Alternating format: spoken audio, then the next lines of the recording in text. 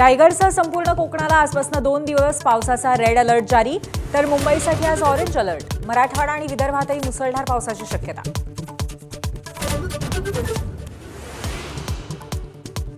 निवडणूक आयोग म्हणजे मोदी शहांची विंचवाची शेती.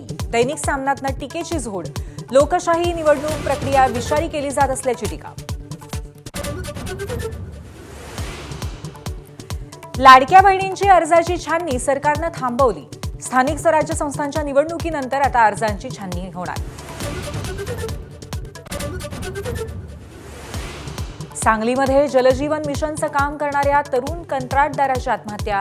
सरकारकडून वेळेत बिल मिळालं नसल्याच्या नैराश्यातनं आयुष्य संपवलं. राज्य कंत्राटदार महासंघाचा आरोप.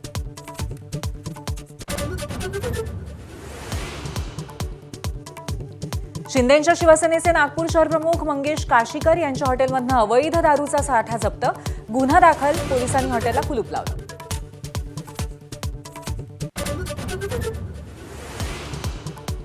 आरएसएसचे सरसंघचालक मोहन भागवत यांची मुस्लिम धर्मगुरूंसोबत बैठक.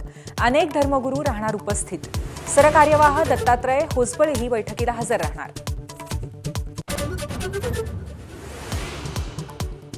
दोन 2006 मुंबई साखळी बॉम्बस्फोट प्रकरणी आज सुप्रीम कोर्टामध्ये सुनावणी.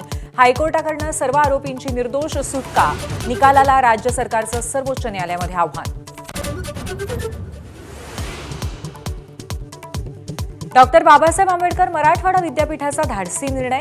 4 जिल्ह्यातील 113 महाविद्यालयातील पदव्युत्तर प्रवेश रोखले.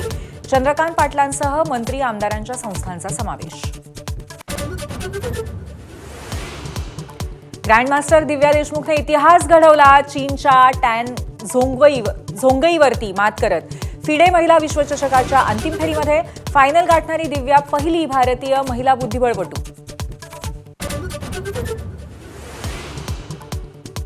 मँचेस्टर कसोटीच्या पहिल्या दिवशी भारताच्या 4 बाद 264 धावा. जडेजा आणि शार्दूल मैदानात, तर साई आणि जयस्वालची अर्धशतकी खेळी. फलंदाजी दरम्यान पंत जखमी.